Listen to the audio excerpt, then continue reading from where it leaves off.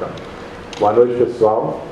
Nós estamos aqui hoje para ouvir a palestra da professora Luciana Bragança, dentro do curso Formação de Assessorias Técnicas para Adequação Urbana Articulada à Infraestrutura de Microdrenagem e Manejo de Águas Pluviais em Assentamentos Precários, que tem apoio do CAU-MG.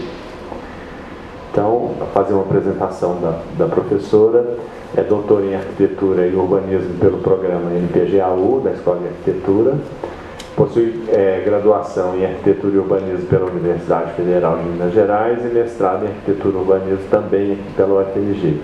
Tem experiência na área de Arquitetura e Urbanismo, com ênfase em Fundamentos de Arquitetura e Urbanismo, atuando principalmente nos seguintes temas: jardins, projeto paisagístico, projeto urbano e arquitetônico, projetos sustentáveis, espaço público e projeto de habitação, natureza urbana, projetos em bacias hidrográficas, rios urbanos. Possui também experiência em metodologia de mapeamento como ferramenta de projeto participativo, desenvolve pesquisas sobre jardins, ecologia urbana, sustentabilidade, meio ambiente. É atualmente professora adjunta com dedicação exclusiva do Departamento de Projeto da Escola de Arquitetura da Universidade Federal. Então, com a palavra, a professora Luciana. Boa noite. Espero. Bom, eu queria agradecer a possibilidade de estar aqui. Acho incrível a iniciativa desse curso. Estou muito feliz de estar aqui. Assim. Muito obrigada mesmo. Bom, o Roger me apresentou, né? Mais completa isso. Eu vou falar aqui um pouco dos Jardins Possíveis, que foi uma pesquisa quando eu entrei na universidade, tem aquela pesquisa de enxoval, foi quando começou a pesquisa de Jardins Possíveis, depois ela virou, um pedaço dela virou minha tese de doutorado, e ela seguiu um pouco com uma outra pesquisa chamada Jardins e Águas na Cidade. Eu também coordeno o programa de extensão Natureza Política, que faz parte do grupo de pesquisa com o mesmo nome, né? E aí a gente está terminando agora a pesquisa Jardins Possíveis e Água na Cidade e está começando a pesquisa que chama Fronteiras, onde que a gente está investigando os conflitos socioambientais em limites socioespaciais em bacias hidrográficas, e o nosso território de pesquisa é a bacia do córrego Navio-Baleia, que é um córrego que ainda tem 60% do leito correndo em leito natural e que está correndo um risco pesado. Assim. Bom, a gente sempre começa a pesquisa, a fala mostrando um tanto de coisa. Eu queria começar de outra forma. Bom, o Jardim Possível é um jardim construído a partir de relações. E aí eu abro o entendimento desse jardim possível a partir do entendimento da noção do que é possível. Para alguns autores, a definição do possível é algo que já está construído, estando em estado latente, prontinho para se transformar em real. Entretanto, mesmo dentro da previsibilidade, o possível abarca elementos não hegemônicos que, mesmo com a possibilidade de passagem para o real, tem dificuldade para fazê-lo, por condições dos contextos das cidades. Mas o possível, para entender o jardim, será a chave para reconhecer e descobrir o território, reconhecendo principalmente e inventando formas de coexistência no nosso mundo urbano. Pois haverá sempre algum possível, algum mundo com o qual a gente ainda não prestou atenção, dentro de outras cosmopercepções, a partir de outras cosmopolíticas.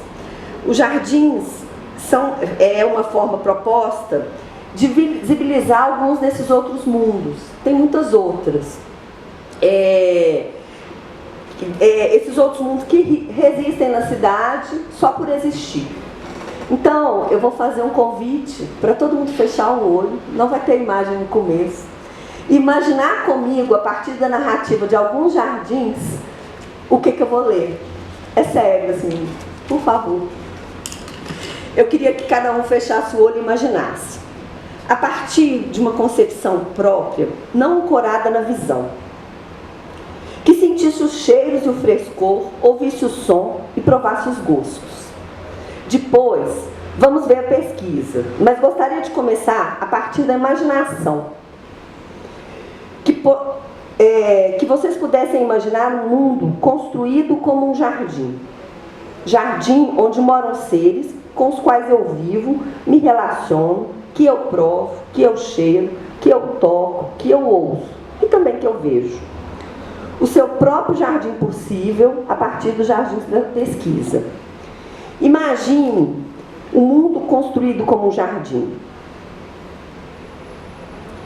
Imagine uma janela de futuro a partir dos jardins da minha avó e vários outros jardins de vó, com aquelas roseiras galhadas, corações magoados espalhados e misturados a antúrios, íris, helicônias, espadas de São Jorge, pimenteira e arruda, com cheiro doce da flor do jasmim. Jardins com aquele espaço para hortelã, a salsa e o manjericão, com gosto de casa. Jardim que reflete uma visão de mundo, totalmente fora da ordem formal, fora da visão, fora da vista, mas cuja construção segue uma sequência cronológica, onde cada elemento tem sua posição, talvez mais relacionada ao tempo em que agrega coleção, ou talvez ao espaço afetivo que ocupe, e onde o rigor do podão, do transplante, da supressão não tem vez. Aromas, propriedades fitoterápicas ou valores afetivos se sobrepõem às questões hierárquicas, ordenamentos, ou mesmo a uma própria noção de todo. É errado atribuir isso ao domínio do princípio feminino? Acho que não. Talvez, por isso, a natureza seja mãe e não pai. Quem é que conhece um desses? São ecologias próximas, potentes professoras, que entendemos e vivemos, e que podemos ampliar a partir de uma ecologia possível também. Te convido agora para uma viagem nos Jardins das Pesquisas. Comece pela várzea plana da Rua Souza Guiar, onde estão os jardins comuns da Cida, apresentar o espaço. Dona Rosa cultiva seus jardins por herança. E Dona Terezinha apresenta umas plantas que eu planto aqui. Manuelina trabalha para a prefeitura, criando e cuidando da sombra da praça. Maurício se sente seguro com seu soldado pimenteira e seu enfeite de soldado. E gostaríamos muito de tomar o suco daquele maracujá do seu Carlindo. O casal, Elisete e Mário, fazem do jardim uma oportunidade de trocas e redes.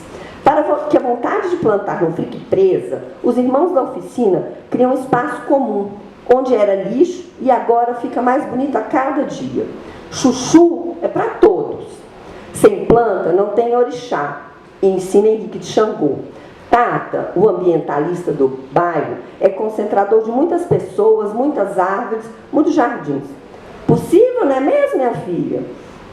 As Marias são as médicas do São Geraldo, distribuem chás e sabedoria. A beleza vem da África e é cuidada pelas moças do salão. 3 árvores para 3 irmãos estão com Geraldo no limite dos jardins comuns. De Geraldo a Geraldo, no São Geraldo, a várzea vai à escola de plantas.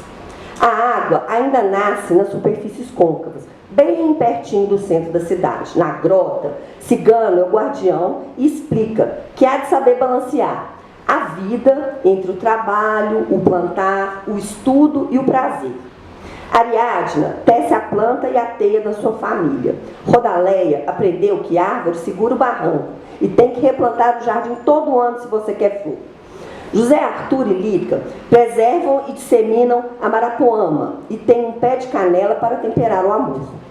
Jurandir apresenta a grotinha, que hoje em dia já não tem tanta água, mas Luiz e a esposa ajudam a preservar. Os vasos de flor mudam com a gente quando a gente muda, afirma Rosa, mostrando a sua rosa vermelha mais bonita, que está com ela há mais de 20 anos.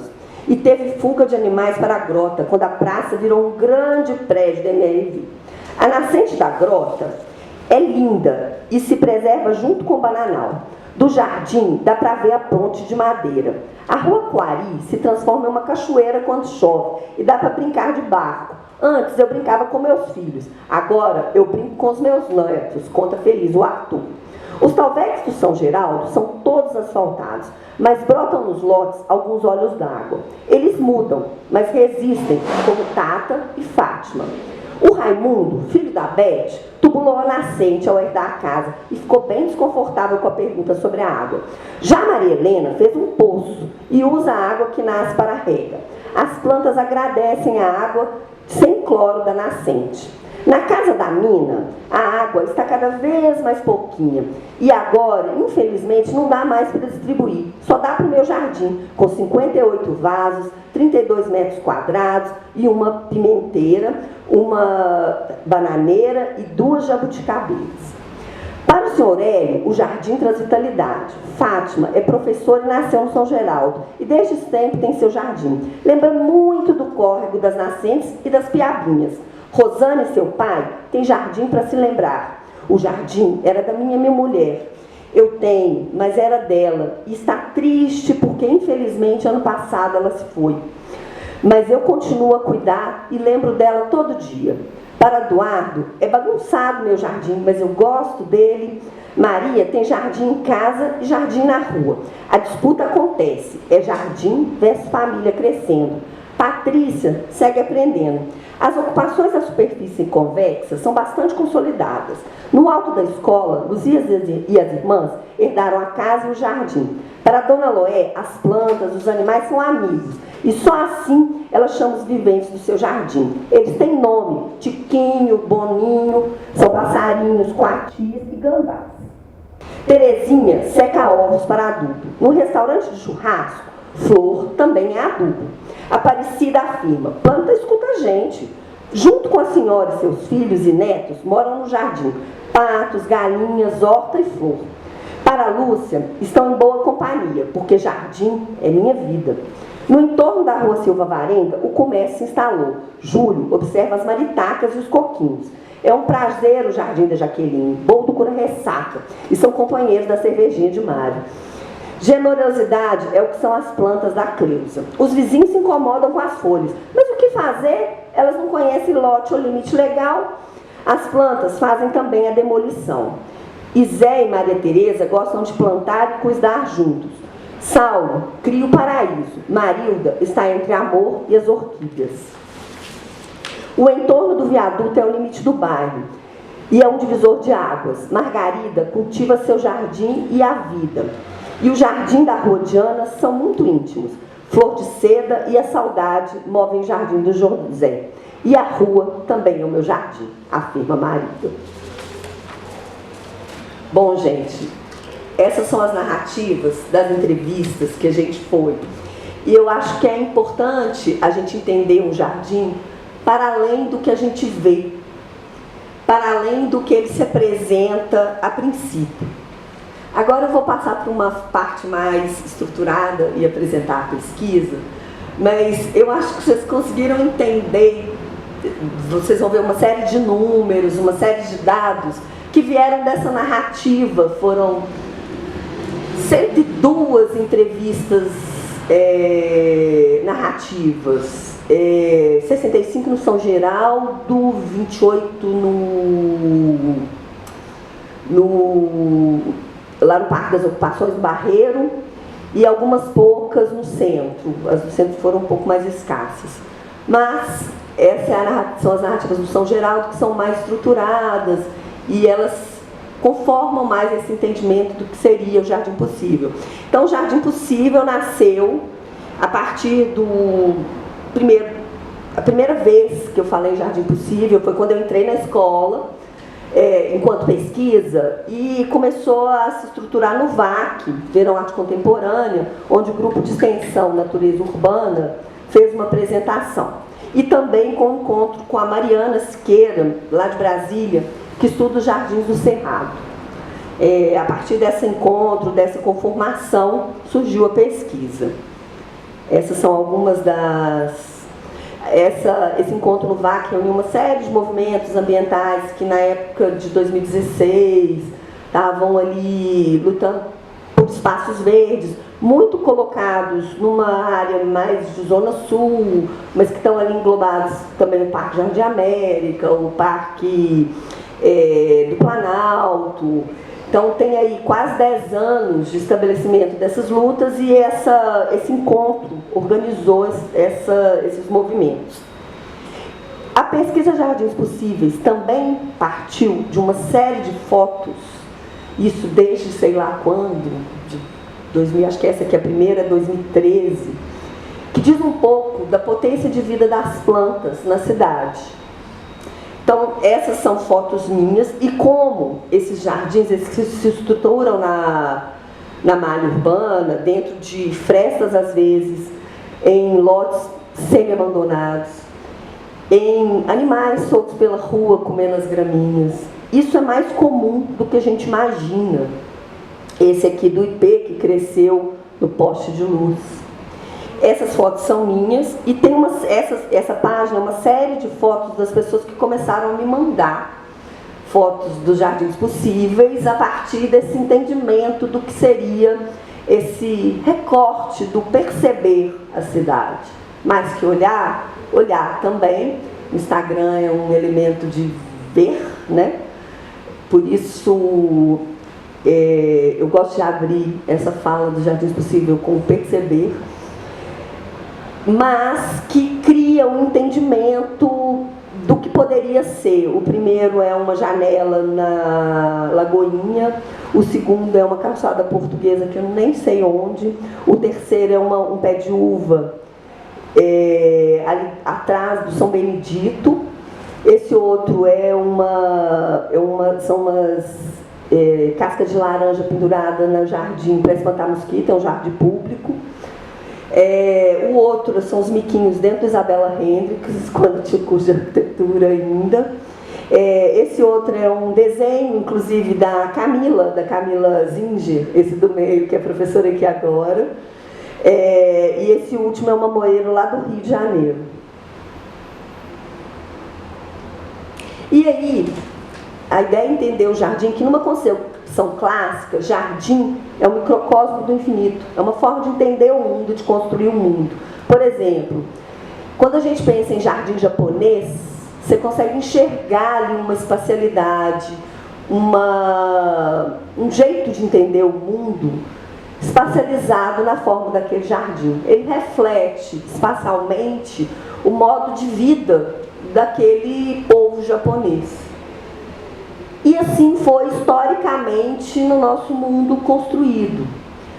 Agora, esses jardins, que são manifestações de mundos não tão ordenados, não tão organizados, estão um pouco fora dessa historiografia oficial, que no final das contas se detém muito a não ser na filosofia oriental, que eles se detêm aos jardins particulares, se detém muito aos jardins públicos, aos jardins monumentos que representam uma grande forma de pensar o mundo.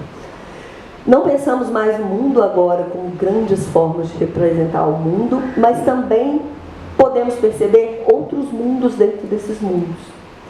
E a ideia dos Jardins Possíveis é torcer esse olhar, ou virar essa percepção para esses jardins que não são de fato elementos de historiografia dos jardins. Isso eu fiz uma pesquisa extensíssima para ver o que eu achava. Acha-se muito pouco, ou chego a dizer quase nada, sobre esses jardins não oficiais, programados e construídos por grandes arquitetos, ou esses jardins cotidianos que se fazem no dia a dia e que, para mim, e aí eu acho que a grande questão da pesquisa é entender como ecologias cotidianas, manifestadas nas casas, divididas no espaço urbano, que funcionam em rede e que têm uma contribuição ecológica, e aí a gente está falando de água, os regimes de água enorme, feitos por prazer. Eu perguntei às pessoas numa dessas pesquisas, né? A pesquisa tinha uma parte mais sim, não, talvez, marca com X, por que você quer, tinha uma série de respostas, e tinham também outros, né, que as pessoas iam acrescentando, e não era excluir. Por que você faz jardim? Tinha uma série de coisas e depois tinha uma pergunta narrativa. Nessa pergunta que você escolhia, 98% 90% das pessoas faz porque gosta, por prazer. Não é por comida, comida é 37. Não, comida é 65 e vender é 37. Faz por quê? Porque eu quero, porque eu gosto, porque isso me dá prazer. Porque isso é uma forma de construir a minha casa, o meu lugar no mundo. Um jeito de entender o mundo, um microcosmo do infinito. De um infinito cotidiano que está distribuído na nossa cidade, que a pesquisa foi percebê-lo. Jardim como uma manifestação de um mundo, uma cosmologia, um coletivo multiespécie. Aí eu venho... quem me ajudou a categorizar foi a ideia da possibilidade multiespécie, né, de entender o mundo a partir de outros agentes que não só os humanos. Mas eu acho que são muito... Eu ando pensando se é isso mesmo, as coisas vão evoluindo e a gente vai pensando e repensando. Mas é um recorte que eu usei quando fui escrever a pesquisa. E aí ela se estruturou em como esses jardins fazem a cidade hoje. Essa que é a pergunta. Como que eles contribuem? Que projeto de vida representam para além da cidade sustentável que a gente conhece nas ODS, por exemplo? Que projeto é de natureza? Faz sentido falar em natureza? Qual que é a relação de convivência entre humanos e não humanos que se estabelece nele? Que cosmopercepções elas trazem hoje para as cidades contemporâneas? Que mundos são esses? Essas são algumas das questões que nortearam a pesquisa, né? Então, por quê? E aí, eu queria chamar a atenção do cosmopercepção. É um conceito que eu, pelo menos, conheci a partir de uma autora, Wekewi, é uma autora africana, que ela fala que o mundo não ocidental branco, ele não é da visão, ele é da percepção. Quando a gente fala de cosmovisão, a gente de alguma forma recorta a forma com que a gente vive esse mundo. Então ela fala de cosmopercepção. Eu não trouxe aqui as referências, mas se alguém quiser, é só perguntar. Eu acho que é um jeito de definir a nossa forma de estar no mundo que diz mais desses jardins, que não são sim também a beleza das flores. É uma das coisas mais citadas na pesquisa, mas é também o cheiro que eu sinto, a minha mãe que cuidava dele. Enfim, essa narrativa toda que vocês escutaram no começo. E aí, o que estrutura essa pesquisa é a bacia hidrográfica do Ribeirão Arrudas. Ele foi feito em 3 pontos. Aqui eu estou colocando o Córrego do São Geraldo, que é onde a pesquisa se aprofundou, com mais entrevistas, com mais entendimento, né? E aí a ideia é reconhecer a prática de como construir jardins cotidianos como aliado das águas na cidade, a partir dos territórios multiespécies construídos. Reconhecer os jardins como artefatos da memória dos rios, dos biomas e dos territórios. O desafio, o avanço da organização sobre esses espaços do jardim. Eu não sei se vocês prestaram atenção de uma das narrativas. Eu perguntei para uma senhora, ela falou, meu jardim está diminuindo, o que foi? A família aumenta, né? A família aumenta, o jardim diminui.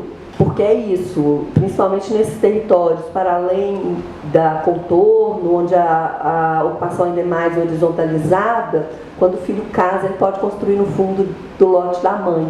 Isso vai sendo construído dessa forma. A proposta foi mapear, caracterizar os jardins urbanos e descobrir os espaços da memória das águas urbanas e contabilizar as contribuições do mesmos para criar áreas permeáveis na cidade e construir políticas públicas de incentivo a esses espaços cotidianos. A gente tem mirado na natureza política muito em se aproximar da política pública, como forma de talvez conseguir que isso possa, enfim, ajudar a forma com que a gente planeja a cidade, né? Embora a gente tenha uma vontade alta, uma política grande, muito difícil, a gente pode contar com técnicos muito legais e cada vez mais legais. Então eu acho que a gente resolve alguns % da vida ali com esses técnicos, e se a gente conseguir um pouquinho, eu acho bom, tá? E aí eu trouxe um contraste importante, que foi a fala do Joseph Borrell. Eu não sei se vocês viram essa fala, que diz: a Europa é um grande jardim, o resto do mundo é majoritariamente uma selva. O Joseph Borrell é o diplomata da União Europeia, e numa fala dele ele soltou essa pérola, virou manchete em todo lugar. E eu recebi de umas 30 pessoas no WhatsApp essa reportagem. E acho que é emblemático a gente entender que esse jardim da visão, esse jardim dos livros de história, esse som, até hoje, são jardins de poder. Porque jardim só tem na Europa. E aí, a ideia de jardins possíveis, isso foi depois, né, da pesquisa concluída. A gente estava nos jardins e água da cidade. Quem indica? Selvas vividas. Cidades-jardins. Quais jardins? Os possíveis. Esse possível que é invisibilizado, que diz uma prática multiespécie que sobrevive nas cidades. E sobrevive muito, viu, gente? Os números depois eles vão aparecer, eles foram importantes.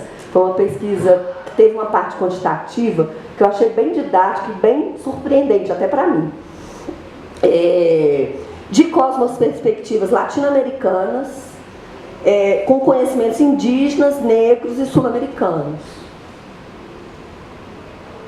E aí é isso, esses são os 3 territórios da pesquisa. A água e a bacia hidrográfica, ela estrutura esse entendimento de território, estrutura as análises dos dados da pesquisa, porque era um relacionamento que eu queria entender a priori, né?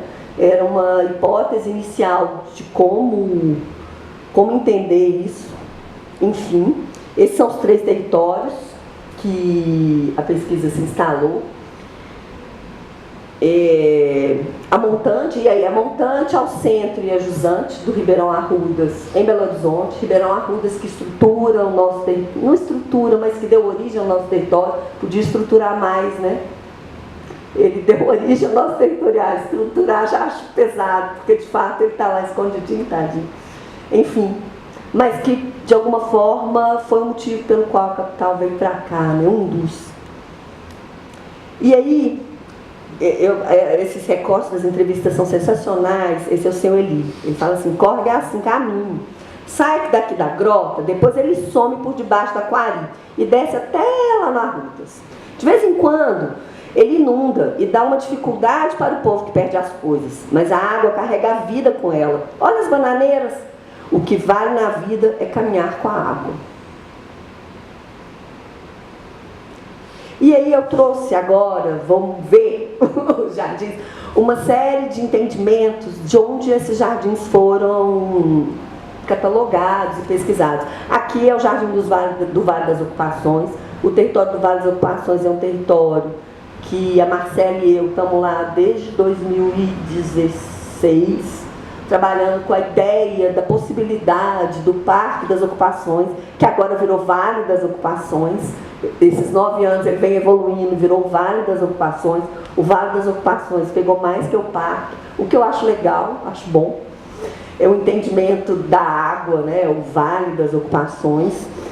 Em jardins, em espaços muito exíguos, mas que resistem bravamente. Esse é o Jardim da Alexandra, que é sensacional, verticalizado, um verdadeiro jardim vertical, cuidado, amado, com todo carinho.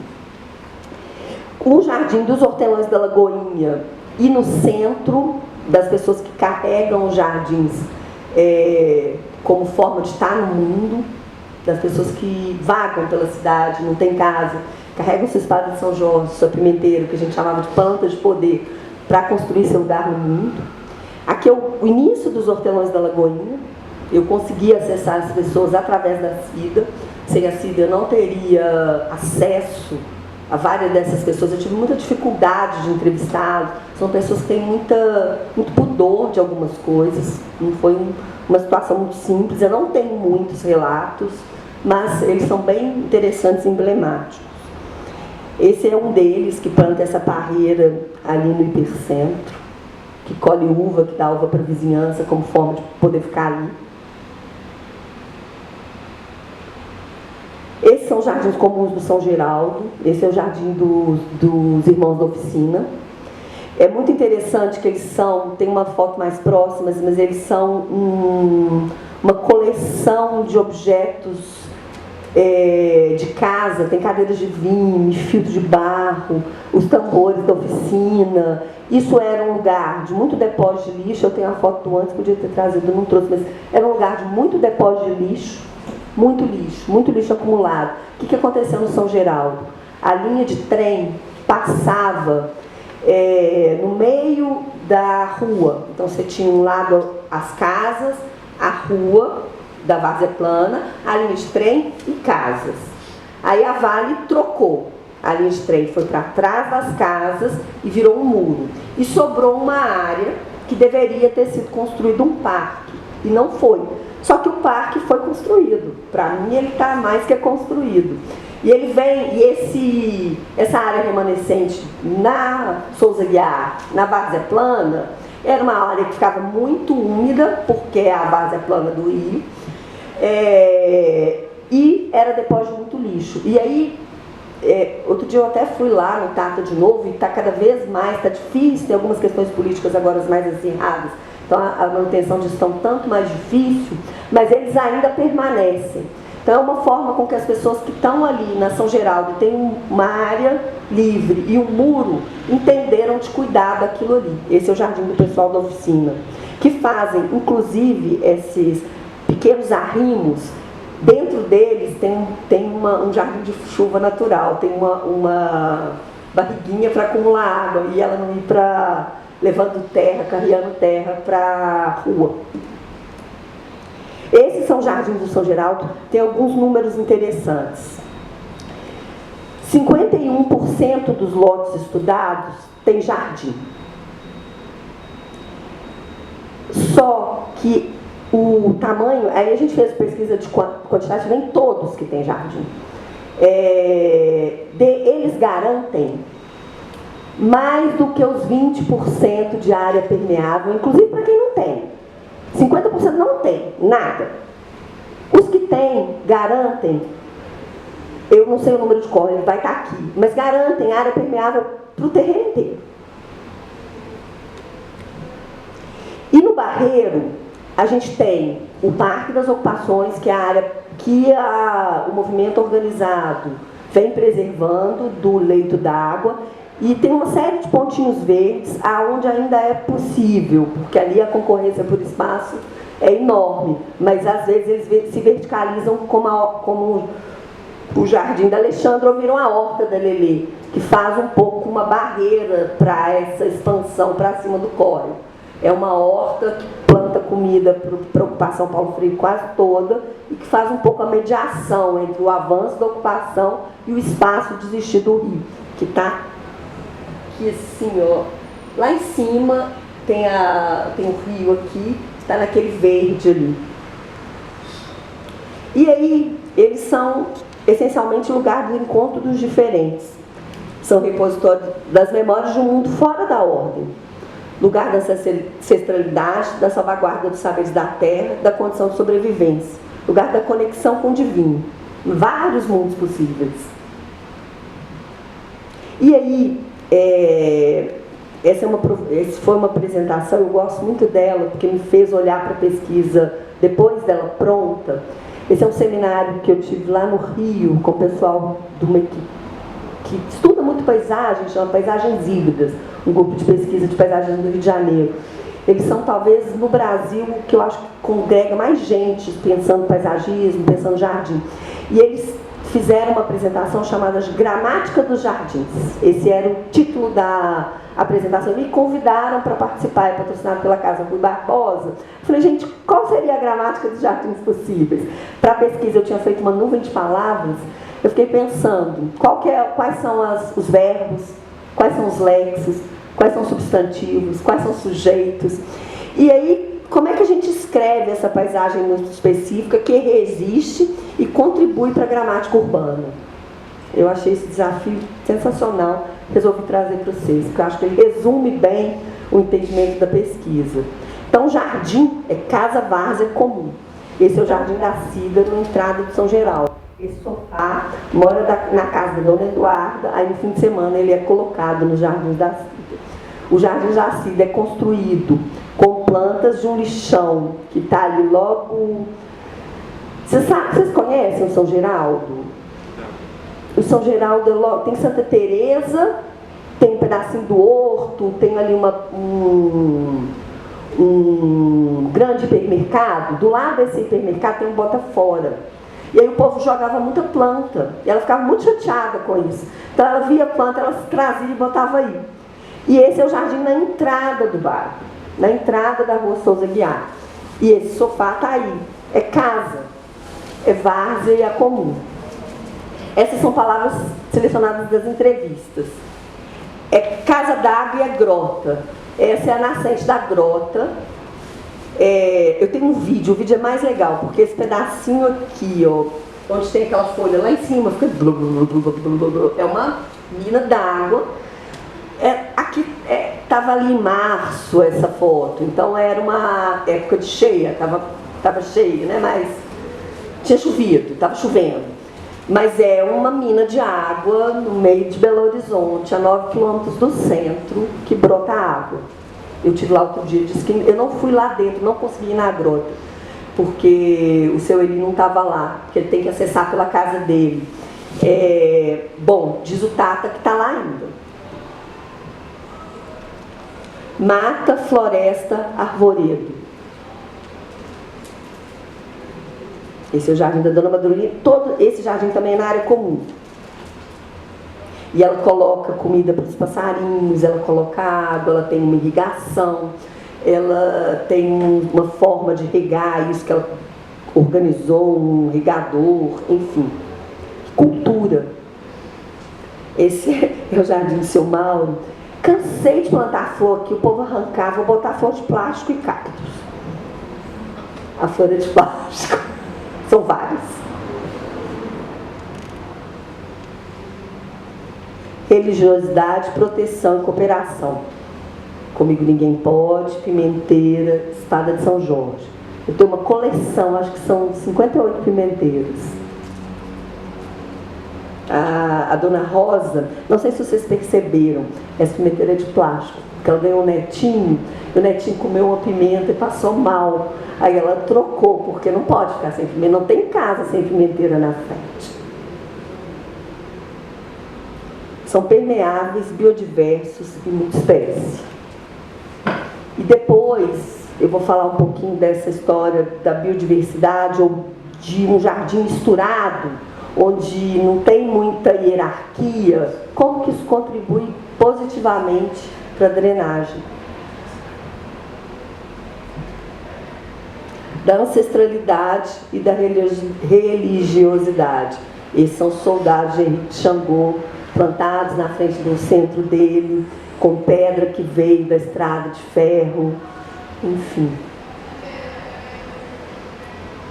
Prazer e política. Esses são jardins do Tata. O Tata é a pessoa mais sensacional que a gente conheceu. Por meio dele e da Dona Fátima, a gente conseguiu entrar nas casas. A gente, no primeiro momento, teve muita dificuldade, porque não conhecia as pessoas, né? Conhecemos o Tata, ele começou a apresentar um, apresentar o outro, a gente conseguiu entrar em todas as casas. E ele construiu esses 2 balanços, ele que fez, e cuida dessa área, plantou essa mangueira. Ele tem uma série de... Ele tem um bar aí na frente, ele tem uma série de pessoas, de meninos, como dizer, os meninos que eu vi crescer, eu falo assim, você vai fazer 15 anos, tem que plantar uma árvore aqui. E foi criando esse relacionamento com esse espaço comum. Eu não sei se vocês conseguem ver, tem um muro lá no fundo, ó. Vendo o muro lá atrás? E essa é a área. Eles inclusive fizeram um morrinho de terra, porque o que estava acontecendo é que chovia, e virou um problema depois, a água ia para a linha, derrubou o muro 2 vezes para cima da linha. Aí eles fizeram esse morro para ficar a água entrar na drenagem pluvial da rua Souza Guiar, né? Mas às vezes a Souza Guiar inunda, por conta desse aumento de terra. Remédio e comida. Esse é o Jardim das Marias, que planta... Essa é a frente da casa delas. Elas são as médicas do bairro. E todo mundo que quer um chá, uma planta, uma couve, um inhame, vai lá nas Marias. Ah, tô com dor de barriga, ah, tem uma erva tal outra. E essa é a frente da casa.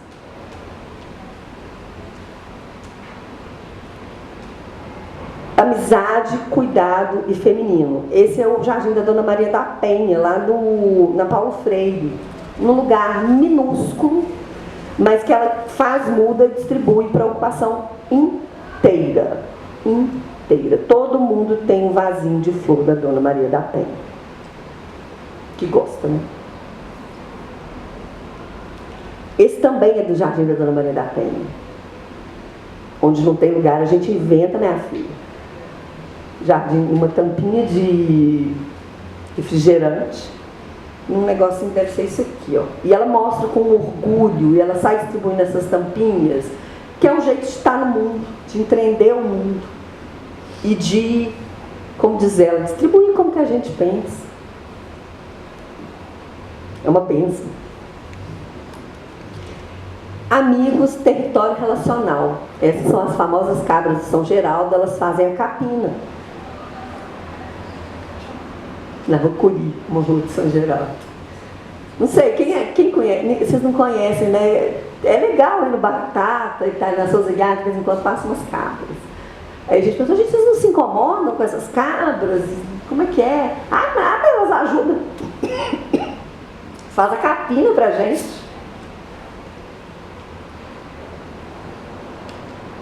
São várias. Muito fofinhas. É lugar dos amigos.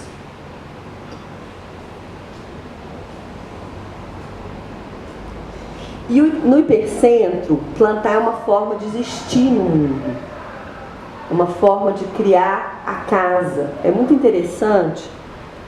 Tem uma série de fotos. Eu tenho mais fotos do que entrevistas. Como eu disse, eu tive muita dificuldade de conversar com essas pessoas. Elas se sentem muito acanhadas. Elas não se sentiram muito confortáveis. Mesmo sem gravador. Eu falei, a gente não precisa ter gravador. Porque todas as outras a gente gravava para depois transcrever, porque fica mais fácil, né? Eu falei, não precisa gravar. Eu tive dificuldade, eu comecei com 2 ou 3 só. Mas é isso, tem sempre um vaso, tem sempre uma bananeira plantada, ou uma parreira, ou uma frutífera, geralmente. Não sei se vocês conseguem ver, tem uma espada de São Jorge, tem uma pimenteira, que são essas árvores não, desculpa. São essas plantas que a gente chama na pesquisa de poder, de proteção, que tem alguma relação simbólica com a proteção. Esse também é no hipercentro. Que falam do conhecimento e da vida. É uma forma de estar no mundo. Esse morador de rua, ele cuida dessa praça, ele planta essa praça. E aí tem uma série de... Isso é um pouquinho para cima ali no hipercentro, atrás ali da Cida. Tem uma área ali no Lagoinha que tem um arrimo. Aí atrás tem uns prédios, tem a UNA ali um pouco para trás ali, tem uma série de prédios. Tem uma pracinha, que é quase como uma rotatória. Ele fez esse jardim, aí as pessoas do entorno se incomodavam muito com ele. Aí à medida que ele foi cuidando da praça, que ele foi limpando, que ele foi... É uma forma dele se estabelecer ali como legítimo, sabe? É um jeito de negociar. É triste isso, mas é dele negociar e poder existir ali. Com ele a gente conversou.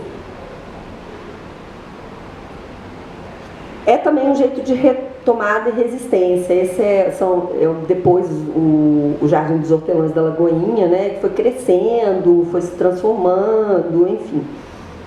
Muito ligado nos Hortelãs da Lagoinha, muito ligado às religiões de matrizes afrodescendentes, né? Muito ligada a esse tipo de religião. O Pai Ricardo é uma figura muito presente, pelo menos no início dos Jardins dos Hortelãs da Lagoinha. Agora eu não sei muito, tem um tempo que eu não vou lá.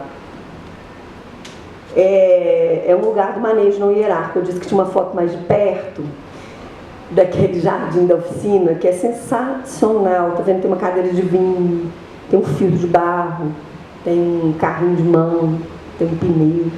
Enfim, uma caixa d'água. do tempo vivido e da história ambiental. Eles são as bananeiras que protegem aquela mina d'água na grota. Esse é o seu Adão, filho do seu Eli. É uma coisa... É impressionante você ver esse território a 9 quilômetros do centro de BH. Que diz das memórias. É uma memória cultural, assim, que se manifesta por entender. Essa é uma festa que teve nos Hortelões da Lagoinha do terreiro do Pai Ricardo.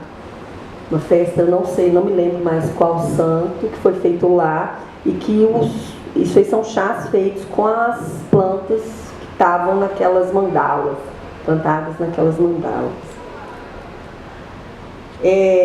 Do amor, da topofilia e da biofilia. Esse é de novo da Alexandra. Amor, e aí eu acho interessante entender, meu querido, meu amorzinho, minha queridinha.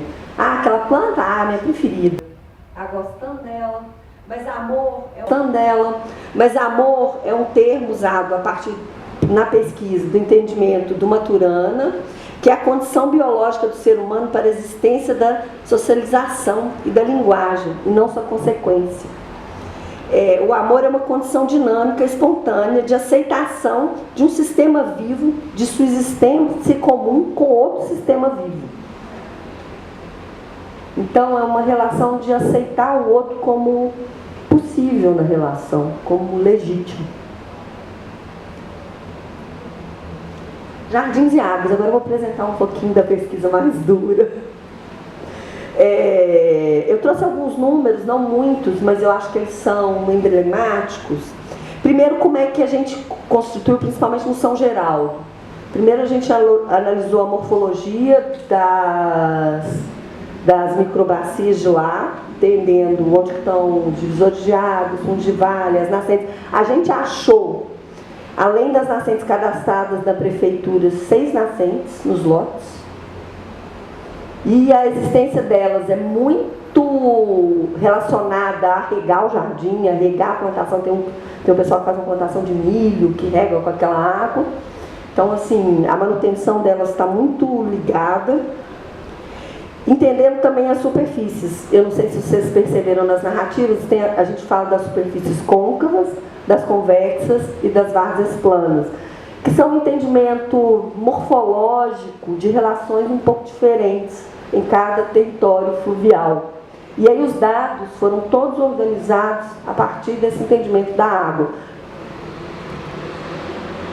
E aí, esses números são legais. Porque, numa comparação das áreas com jardim e sem jardim, levando em consideração os lotes e áreas remanescentes, os jardins encontrados representam 30,02% de áreas permeáveis. Só que só 50% dos lotes, 51% dos lotes tem jardim. Mas aí dá 30% contando as áreas remanescentes também, que é aquela área na frente da ferrovia. Se a gente incluir o arruamento e os lotes, a área permeável passa 21,97, que é maior contando todos os lotes, e não só os que tem jardim. Então, os lotes que tem jardim garantem a permeabilidade para quem não tem, 21,97. Isso é dado de 2021, foi o ano antes da pandemia, 2021. Talvez tenha mudado, eu percebi que mudou algumas coisas já lá, é um dado de 2021. Esse gráfico, ele mostra onde estão essas áreas permeáveis, né? Então, elas estão na maioria nas casas.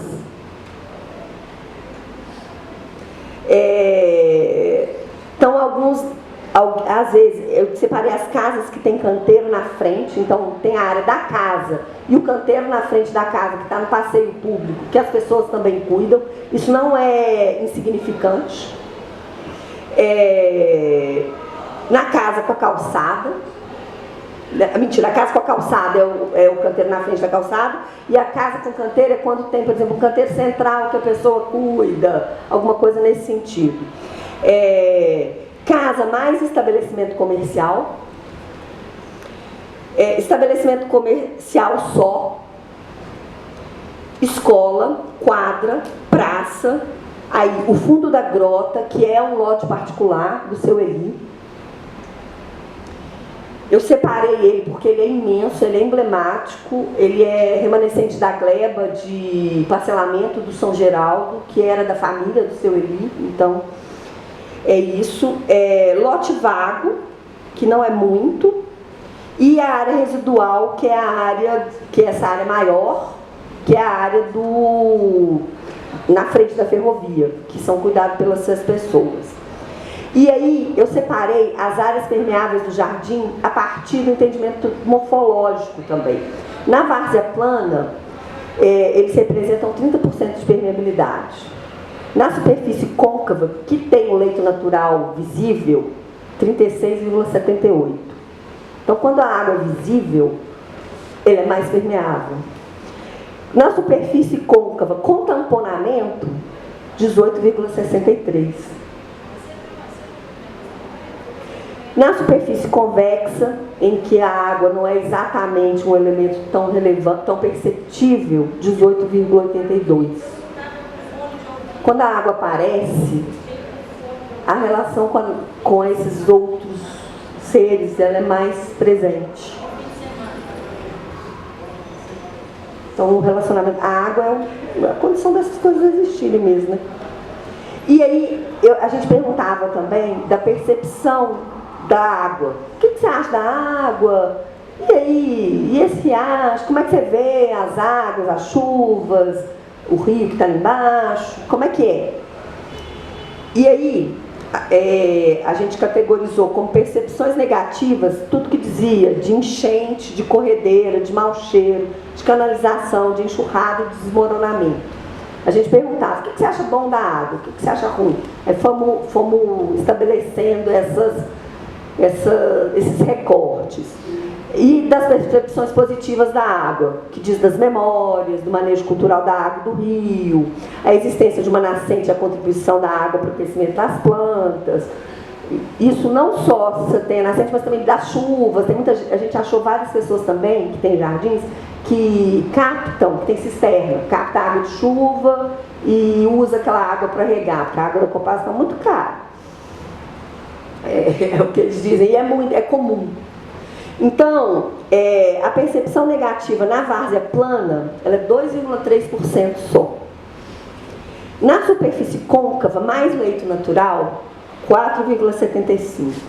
Na superfície côncava tamponada, onde cai da corredeira, desmorona, corre em cima do asfalto do rio, 28,63%.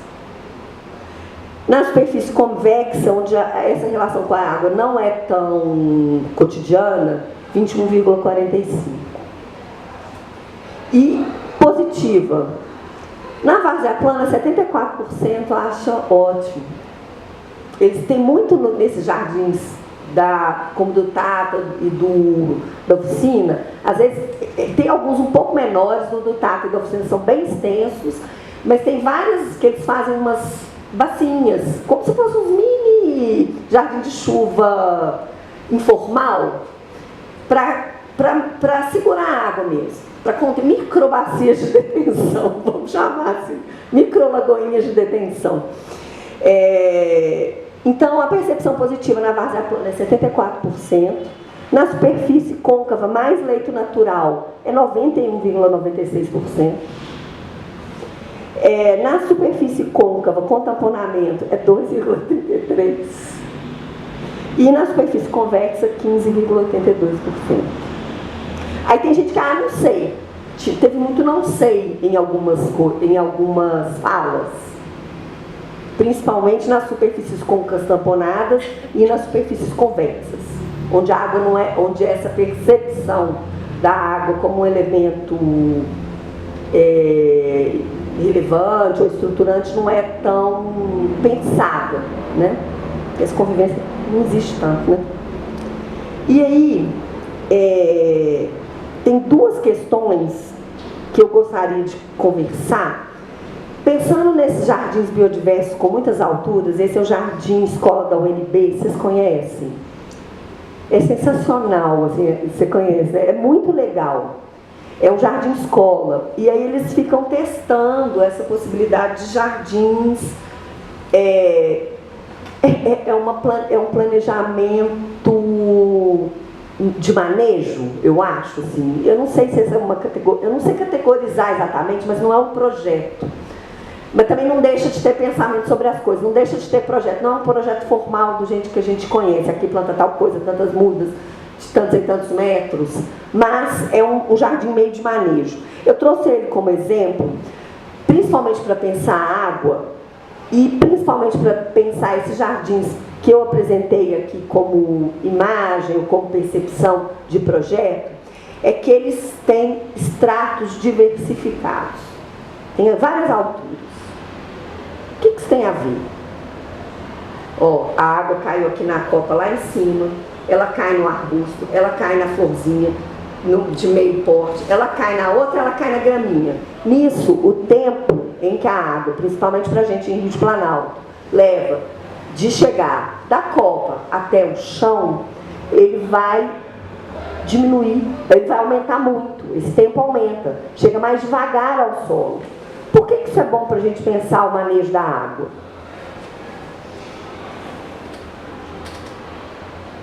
Qual que é a nossa grande questão em Rio de Planalto? É a velocidade rápida, um plano inclinado, muito em pé, com que a água chega no fundo de um vale e dá inundações que duram um pouquinho de tempo. A água vai muito rápido, chega muito rápido. Então, no Rio de Planalto, como Belo Horizonte, quanto mais esses jardins forem biodiversos, misturados, sem ordem de podão, de aqui uma grande área plana, plantas maiores atrás, plantas menores na frente. Quanto menos isso a gente tiver, maior a contribuição desses jardins para a questão hídrica. Eles diminuem o escoamento superficial. Eles diminuem a velocidade com a qual a água sai lá de cima da copa da árvore e chega no solo. Jardim de vó, gente, é tudo.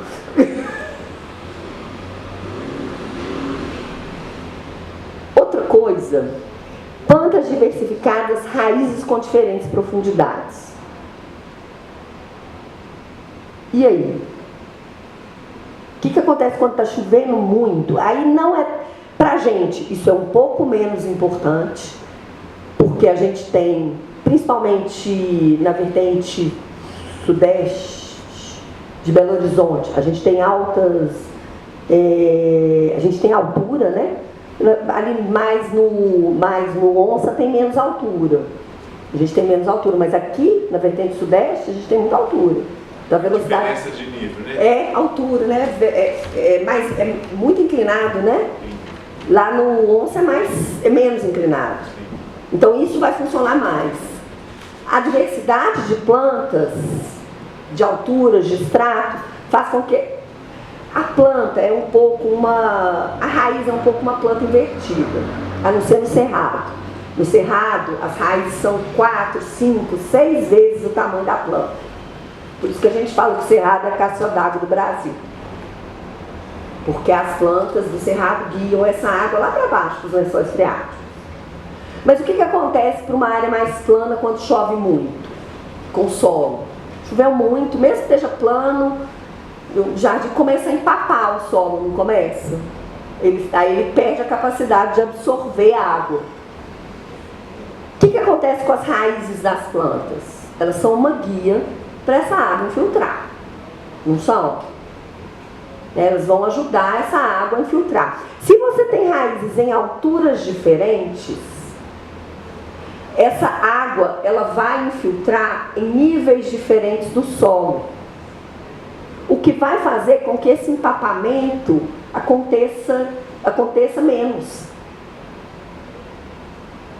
Essa sabedoria cotidiana que a gente assim é um negócio que a gente a princípio não olha tanto para ela, ela faz com que esses jardins contribuam de uma forma muito, muito relevante para a drenagem, mais do que só a ideia do número da área permeável, né? A gente tem um número. Uma grama é bom? É ótimo. Uma grama com uma floração de pequeno porte é bom? É melhor.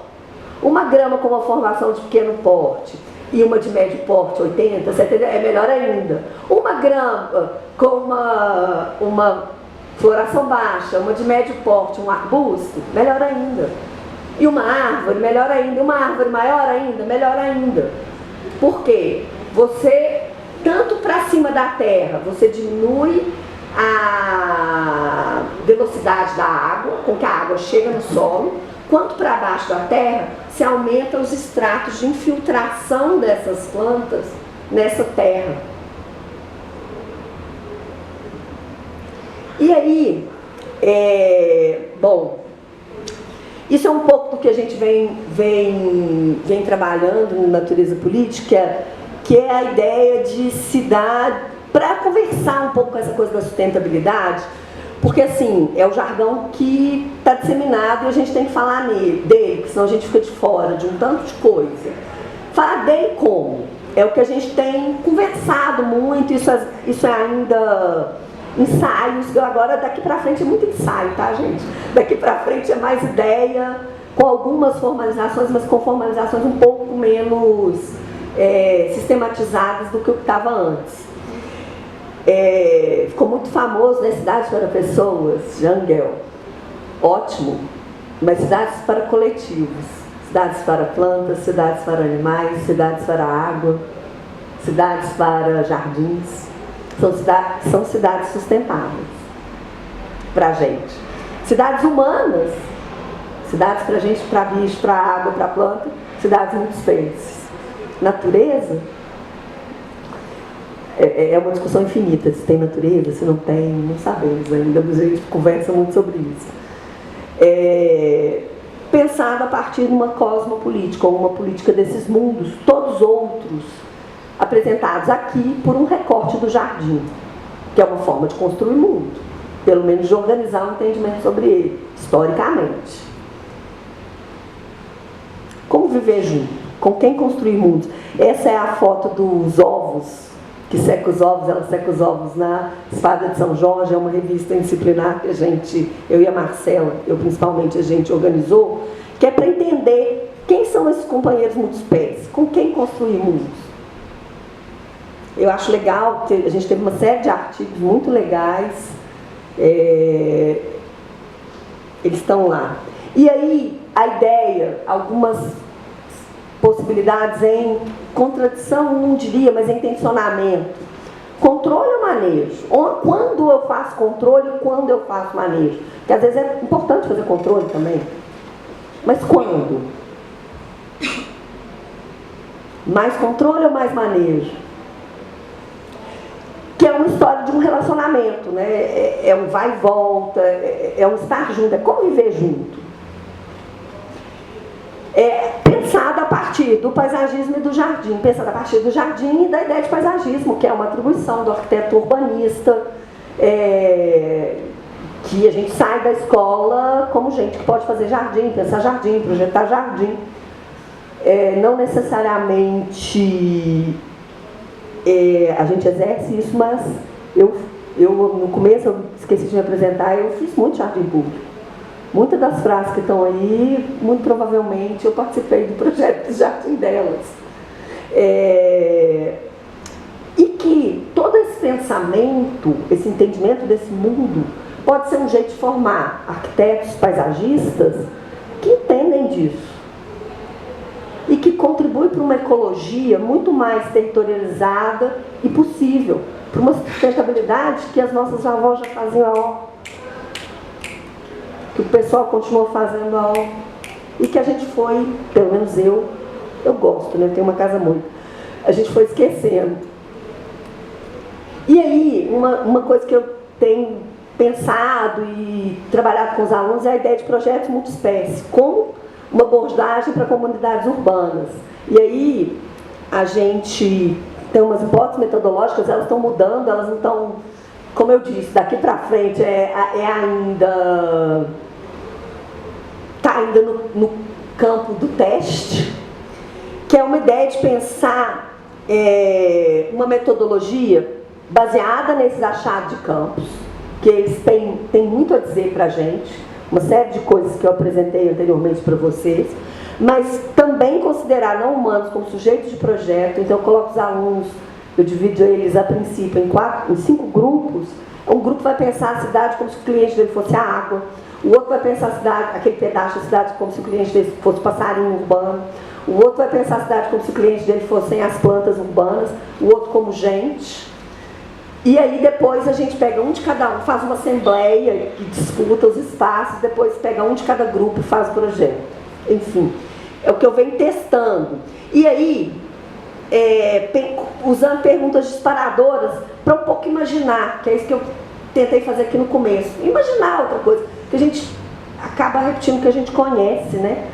Eu acho que essas perguntas disparadoras, né, pensamento contrafactual, e se? E se eu pensasse isso? E se fosse para a água? E se o meu cliente fosse a água? Se o meu cliente fosse o Ribeirão Arrudas? E se? Criar a Assembleia Cosmopolítica é isso, e aí cada grupo representa, assembleias representativas, mas eu sou animal, para mim tem que ter isso. E aí surgem projetos tipo o parque público, que a gente trabalhou um pouco em Santa Teresa, porque eu moro lá e consegui entrar nas casas, eu queria fazer isso. E aí teve um espaço remanescente que virou um brejo, porque tinha dengue, o brejo tem sapo, e sapo não sei o que, tem uma mina. E é isso. E vingou, e na Assembleia passou. Por quê? Porque se a gente muda essa lógica, a gente começa a construir outros projetos que no final das contas é aquilo que eu disse um pouco da grande política e da política ali do meio dos técnicos. Isso é tão mais fácil, pode ser tão mais possível do que a gente a princípio imagina. Eu não acho que é tão difícil a gente ter um jardim alagável, era uma grota muito funda, tinha uma mina d'água, tinha muita mosquito, muita dengue. As pessoas ficam lá, tem dengue, é um brejo. Porque vai ter sapo e a gente vai viver junto. Não é lixão, sabe? É isso. Pode ser. E aí as pessoas falam, soluções baseadas na natureza. Ok, pode ser. É como se fosse, mas eu não sei. Ainda assim, e aí é uma coisa muito pessoal do meu recorte de entendimento das coisas. Vou dizer de como eu penso. Não é que está certo ou está errado, é como eu enxergo isso. Eu acho ruim, e como jardins me contaram também, o outro não é recurso natural, não, sabe? O outro é sujeito, ele age. A água, se você segurar ela muito, ela vai agir, vai virar enchente, vai levar tudo. Ela age. Ela não é um recurso natural, ela não é um problema, ela é um sujeito. Então a ideia do projeto multiespécie é isso, é tentar centrar esse sujeito de projeto. Ainda não é um negócio que eu acho que está fechado. Essa fase, assim, acho ótimo. Basear-se em mapeamento e construir junto. Eu, como uma certa experiência, nem trouxe muito plantas e animais e água como agentes. E não como recurso natural que me dá uma dor no coração. Porque enquanto o outro é um objeto que eu uso, ele é o outro. Ele não é sujeito, ele não é sujeito de direitos. É um pouco do que diz a Constituição do Equador, né? O Rio, sujeito de direitos. Isso é uma imagem ainda muito longe da execução, mas já cria um imaginário, é um sujeito de direitos. Não é um recurso, não é uma coisa que eu uso como eu quiser. São sujeitos com pensamento, lógica e comportamento espacial. Nós, arquitetos que desenhamos espaço, pensamos os espaços. Comportamento espacial, eles têm. Ontem mesmo a gente estava falando da Mata da Baleia. Isso é um negócio, esse projeto Fronteiras, a gente tem descoberto uma série de coisas. E aí tem o que a gente está chamando de triângulo ecológico leste. Tem um pessoal da biologia que chama de triângulo dos pássaros, a gente na pesquisa está chamando de triângulo ecológico leste, que é Parque Municipal, Mata da Baleia, Horto Florestal. Você tem uma migração, principalmente de aves, entre essas três grandes áreas que ditam de um comportamento espacial. Vamos pensar em arborização? Onde que eu vou arborizar? Na linha reta, passarinho voa em linha reta. Em linha reta ligando essas coisas. Onde vai ter árvore frutífera? Ah, não pode ter árvore frutífera na cidade inteira. Onde vai ter? Nessa linha, o que é isso? Isso me dá linha de projeto. Isso me dá... Qual é a dificuldade de eu pegar uma árvore que tem uma semente que o passarinho come? Quase nenhuma. Na lista da prefeitura tem várias. Mas para que eu entenda que é ali que tem que estar, eu tenho que entender o outro como sujeito, que tem um comportamento espacial específico e que é sujeito de projeto. É isso que a gente está exercitando. Não temos conclusões ainda. E aí que é possível pela cosmopolítica tornar isso possível real. Surge como aquela política que considera os outros mundos, outras naturezas, outras culturas, sem uma cultura. Eu estou sendo panfletado. Esses são recortes que as meninas fizeram das fotos que elas tiraram. As fotos são bonitas demais. E aí a ideia é entender o jardim possível para evidenciar a importância das relações entre comunidades, no estreitamento de laços, na espacialização de práticas de fato ecologicamente sustentáveis e uma noção de ecologia possível.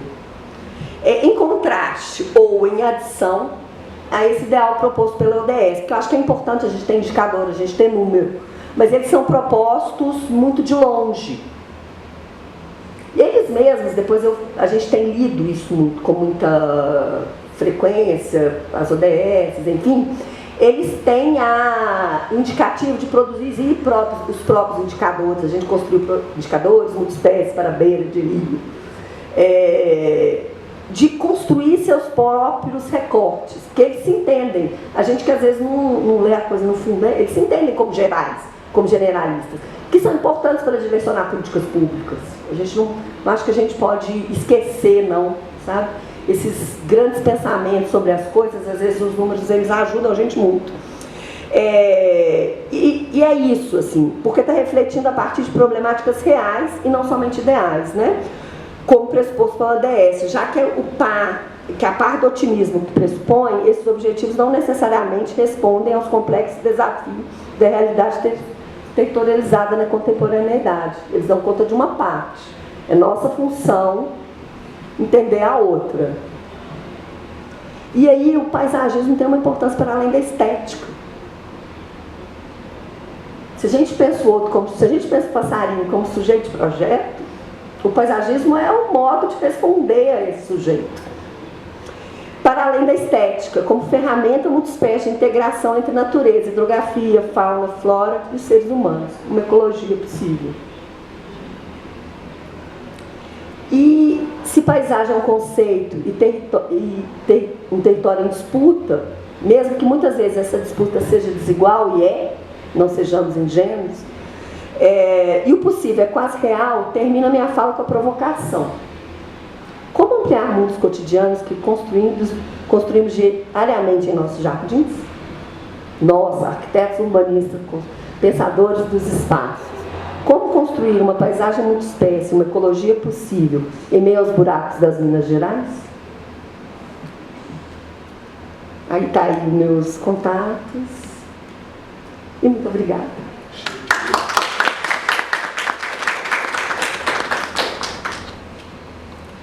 Bom, a gente passa para as perguntas.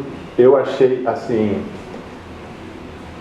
Eu acho muito bom quando eu saio de uma coisa diferente do jeito que eu entrei. E olha que eu já tinha lido a sua tese. Então, mas a fala achei muito legal e dá uma dimensão muito interessante que ela contrasta com algumas coisas que já teve aqui, como das soluções baseadas na natureza, mas eu achei sensacional assim, a abordagem.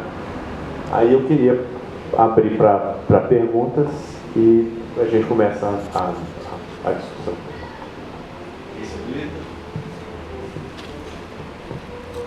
Luciana, tudo bem? A gente já trabalhou junto, né, no Mapas, e eu não pude deixar de lembrar de muito da sua participação, principalmente na questão de projeto, né? E você deixando agora esse final, essa especulação, isso que tem desenvolvendo, eu acho que eu queria ouvir um pouco mais, assim, como que está se delineando essa pesquisa para pensar esses sujeitos enquanto pensamento projetual, assim, o que a gente pode começar, como a gente pode começar a identificar essas questões. Eu acho que eu também saber mais da pesquisa, como ela tem se desenrolando nessa questão do projeto. Bom, a ideia do projeto, que é isso, assim, a gente é arquiteto urbanista e eu sou do projeto. Eu gosto de fazer projeto, é isso. E acho que a gente tem que pensar espacialmente o mundo. Se a gente não pensar, que vai pensar são os engenheiros que vão fazer rua e tampar rio. Então, como é que a gente tem desembolando? A gente tem uma série de exercícios projetuais, eu acho que eles foram como pensar a natureza na cidade, foi 2 semestres, a gente teve, e se fosse para a água, e se fosse para as plantas, e se fosse para os animais. Eram aqueles pequenininhos, foram durante a pandemia, aqueles módulos mais curtos. Depois veio o projeto Multiespécies para beira de rios urbanos, que aí, e aí teve mais, foram 6 ou 7 já Perflex. E isso está sendo, eu estou testando isso no Perflex. O primeiro deles, que é o que veio logo depois, ele inclusive está na tese, que foi a primeira vez que eu falei, gente, como que eu vou levar isso para a arquitetura? Porque é isso. Eu sou uma arquiteta paisagista de formação. Então, assim, eu trabalhei muito tempo com projeto paisagístico. Então, e é isso, o projeto paisagístico na prefeitura, que é o espaço público, que é onde eu trabalhei, ele é muito focado no que tem para vender, sabe? No que está barato e também no que aguenta. Tem uma dificuldade, dependendo do lugar que você está, tem uma dificuldade de poluição muito grande, para que as plantas consigam, né? Pelo menos passar daquela fase inicial, porque depois que elas passam, elas vão, mas aquela fase inicial, às vezes, é muito difícil de implantar. Então, isso é meu, assim, como é que eu vou levar isso para a arquitetura para pensar projeto? A primeira disciplina era isso. Eu separei a sala em 4 grupos, e o seu cliente era água. E aí, quando eu falo que a gente tem que ter mapeamento, é isso. Quando você tem um cliente de casa, você pergunta, o que você gosta? Você gosta de uma cozinha pequena, uma cozinha grande? Como é que é? E aí eu instigo os alunos a perguntar para a água, por exemplo. Olha, você é um Rio de Planalto, aqui tem inclinado, como é que você vai? O que você quer fazer? O que a água quer? Se eu te perguntasse o que a água quer, o que você responderia? Quer correr, ela quer ir para o fundo, ela quer ir para o mar. A água quer ir para o mar. Então, a água o comportamento da água é escoar, ir para o rio, ou infiltrar e ir para um aquífero e nascer de novo, né? Então, entender esse comportamento. Se a água quer correr, ela corre naturalmente, não muito rapidamente. Ela corre passando por planta, ela infiltra. Quer dizer, ela entra na terra e ela é filtrada quando ela entra na terra. Então, o que eu tenho que fazer com um projeto para a água? É o que você já faz nas soluções baseadas na natureza. Mas, de alguma forma, mudar um pouquinho essa percepção para entender o outro como sujeito. Porque aí, a minha lagoa a solução que a gente tem hoje, lagoa de detenção concretada, é bom para o humano, para a água, né? Não. Ela não consegue nem infiltrar, nem correr. Entende? Aí, se a água é meu cliente, eu vou fazer uma área, ok, ela não vai correr e entrar em conflito, porque tinha um humano. O humano estava em todos os projetos, isso é importante. Era água, mas tinha humano. O humano não some, né? Se sumisse era fácil. Vou voltar tudo como era antes. O humano não some, a cidade não some. Então todo mundo tinha que conversar com o humano dentro do próprio grupo. Está atrapalhando o humano, mas como que seria essa bacia? Se fosse o caso da bacia, que para mim não é a melhor solução. Ela é naturalizada, ela tem um fundo permeável, ela tem um fundo plantado, ela entende, por exemplo, essa questão das plantas, ela tem um paisagismo que ele é multistrato, sabe? Então, eu ponho, e aí eu pergunto como ele age. Os animais. Hoje a gente trabalhou em Santa Teresa do Espaço, nessa primeira exercício. 3 grandes áreas verdes. E o que acontece? Qual que é o grande problema da fauna urbana? Ela cruza entre ela, fica limitada num espaço com cidade ao todo redor. Então, por exemplo, os bichos que andam, é bem difícil para eles, porque eles vão cruzando entre eles e vão morrendo. Por isso que os corredores, por exemplo, o corredor da Serra Curral é tão importante. Agora, dentro da cidade, os pássaros se locomovem. Eles voam, né? Eles passam por cima e eles voam. E aí, como que pássaro voa? Em linha reta. Eu também não sabia, eu descobri. Meu cliente fala, gosta de quê? De andar em linha reta. E gosta de ir para um outro lugar, conhecer gatinhas novas, conhecer passarinhas novas. Para quê? Para que geneticamente aquele grupo de passarinhos não cruze entre eles e vai surgindo doença, eles vão morrendo. E aí, qual que é o comportamento espacial do meu cliente passarinho? Voar em linha reta. Eles vão voar para onde? Para onde tem comida, água e abrigo. E aí, os projetos surgem dessas perguntas, sabe? A planta, o que ela quer? Ela quer ter um solo fértil, ela quer ter muitas plantas. As plantas se comunicam. Não sei se vocês leram aquele A Estranha Vida das Árvores. Esse livro é o primeiro dessa virada multiespécie, né? As plantas se comunicam. Teve uma vez, eu adoro alecrim, eu nunca dei sorte com alecrim. E aí, eu estava com meu marido, é uma história engraçada, mas eu acho uma história importante. Eu estava com meu marido numa flora, era uma flora que vendia coisa de candomblé, dessas coisas. Eu falei, puxa, dona Luísa, eu não dou sorte com alecrim. Ela falou, minha filha, alecrim é planta alegre, eu gosto de muita planta junto dela, esse vaso aqui vai morrer. Você tem que plantar ele em outro vaso, com umas 3 ou 4 plantas no mínimo, tem alecrim até hoje. Então, planta gosta de companhia. Planta gosta de biodiversidade. Por exemplo, os ficus aqui, por que eles morreram? Por que eles foram tão suscetíveis àquela praga? Eram todos feitos por enxertia, que é filhos da mesma mãe, quer dizer, eles são o clone da mãe. Então, uma doença, por exemplo, eu sou suscetível, meu marido não é, meu filho talvez não seja. Mas se é um clone meu, todos os meus clones serão. Então, essa variabilidade genética, a planta quer isso. Então, você começa a ter que entender o outro como sujeito, como que ele quer, como ele vive, como ele gosta. E aí é uma instigação de mapear esse comportamento. E depois eu troco para tentar, que a gente chama de assembleia cosmopolítica, tem uma disputa mesmo. Abre um mapão, eles vão disputar espaço, que é uma disputa, a cidade é uma disputa.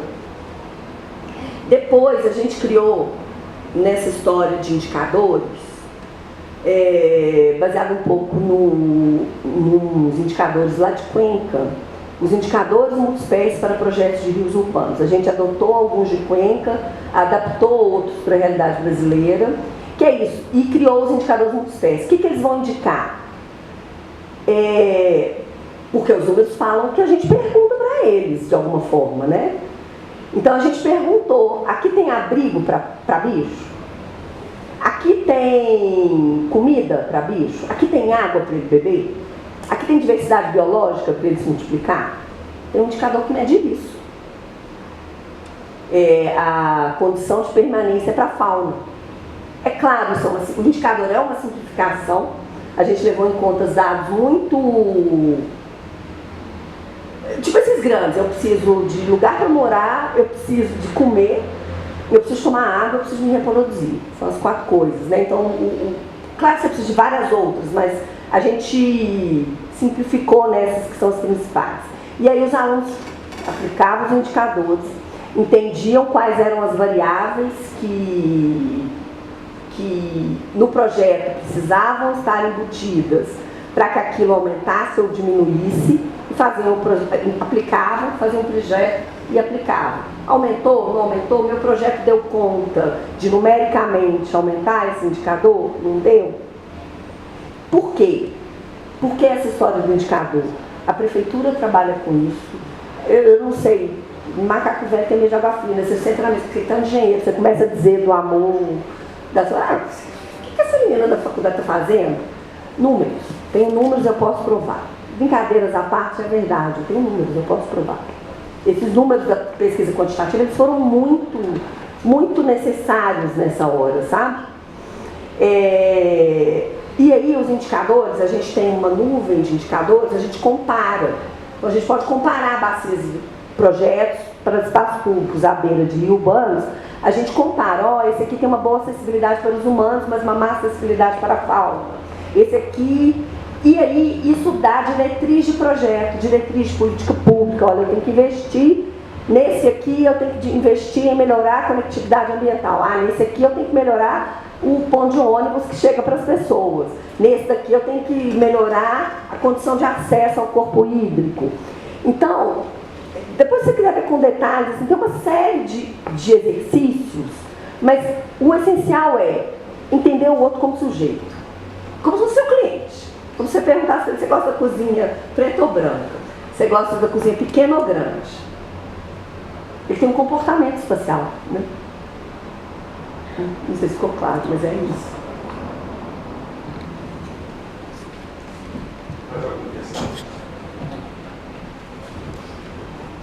Boa noite. Não é necessariamente uma questão, mas eu como uma outsider aqui, né, uma pessoa de fora, não posso deixar de pensar naquilo que eu trago das minhas memórias, das minhas vivências, né?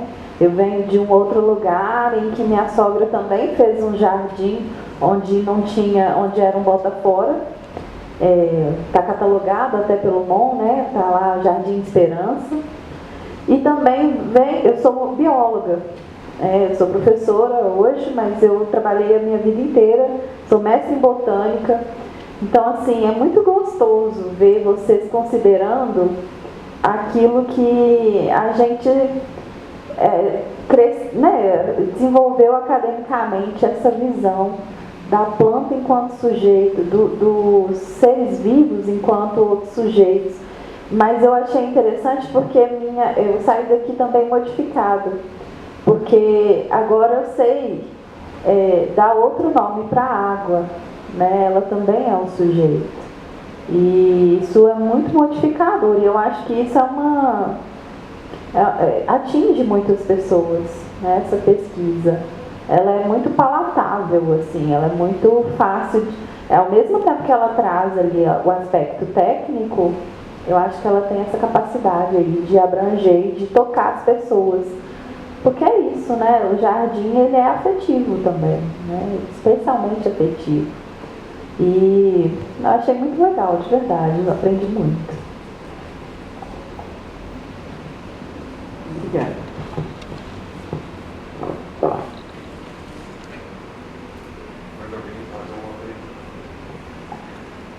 Muito obrigado, Lu. Muito bacana. Obrigada a vocês, foi uma oportunidade ótima. E depois, Thiago, se você quiser ir lá, se vocês quiserem ir lá, esses indicadores, a gente ainda está com problema estatístico neles, por isso que a gente ainda não soltou. A matemática ela não é leve, né? Então, assim, a gente ainda está... Tem algumas coisas que ainda não estão 100%, mas a gente vai soltar isso em breve. Mas se você quiser ver, enfim, vai lá.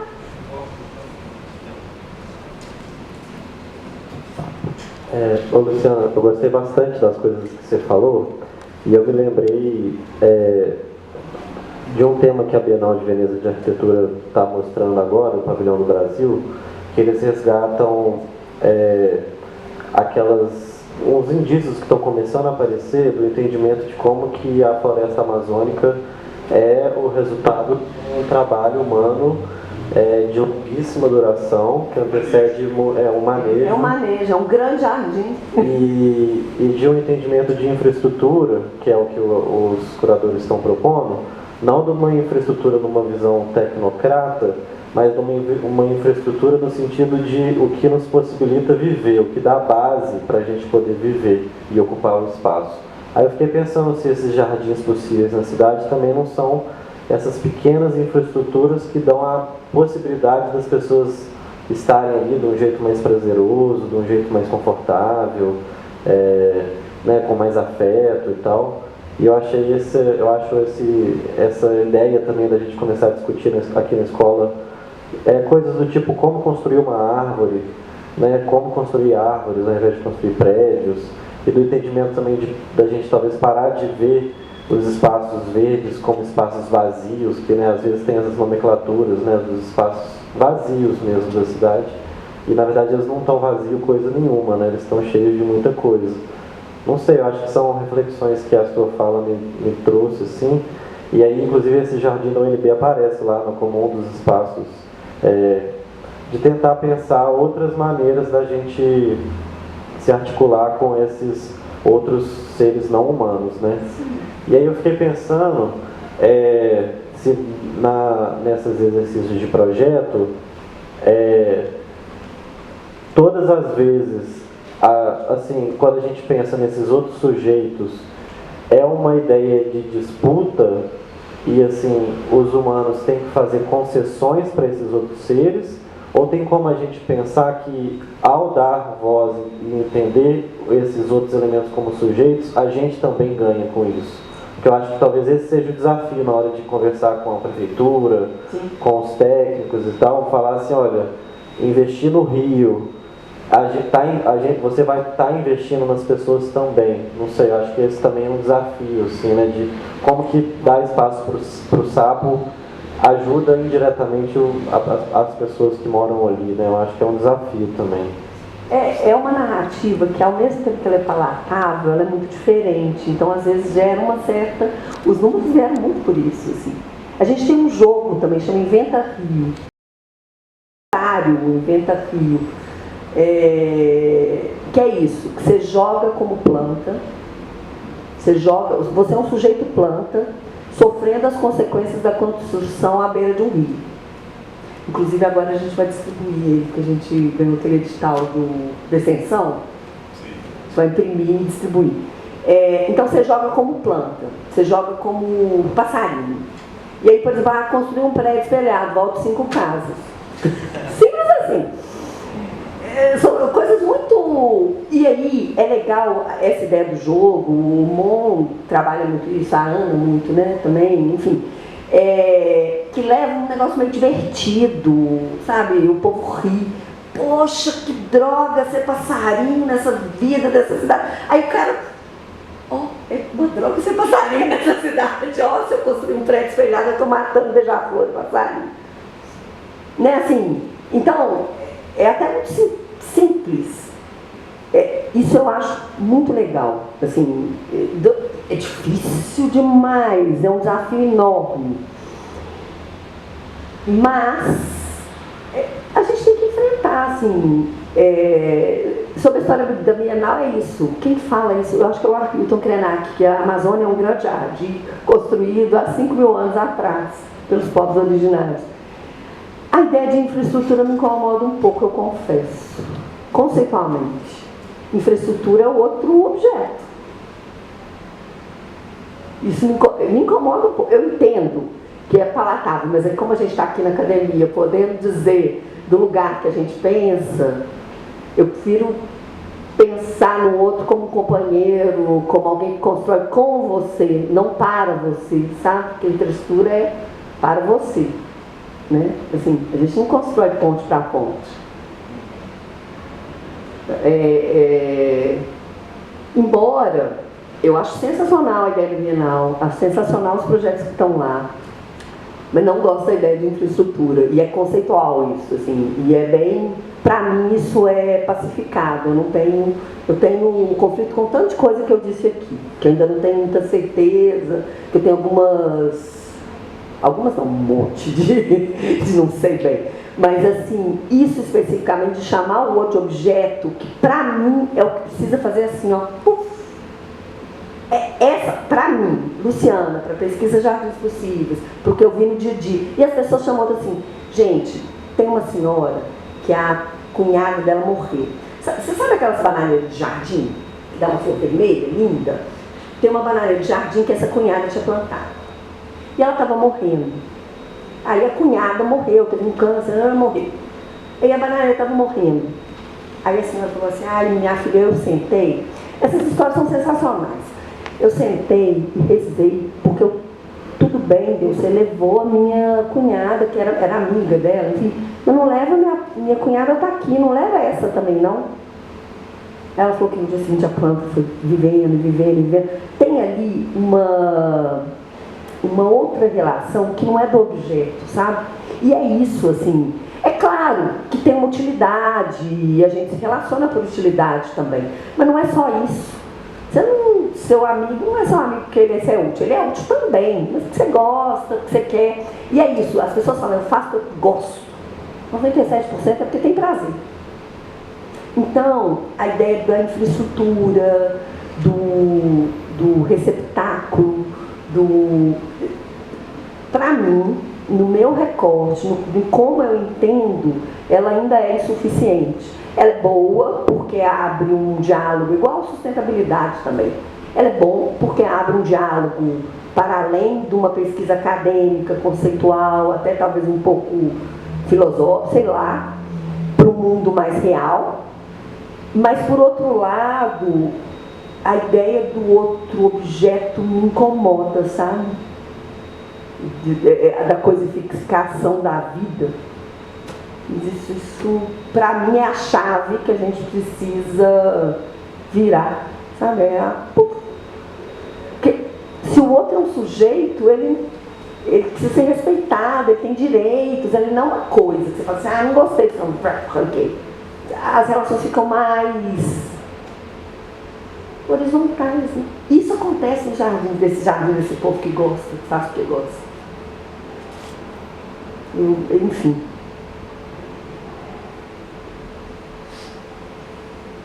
Mas é ótimo que está sendo feito, acho sensacional. Não estou dizendo nada contra isso, não. Sensacional, inclusive linda. A curadoria, a Luciana é joia.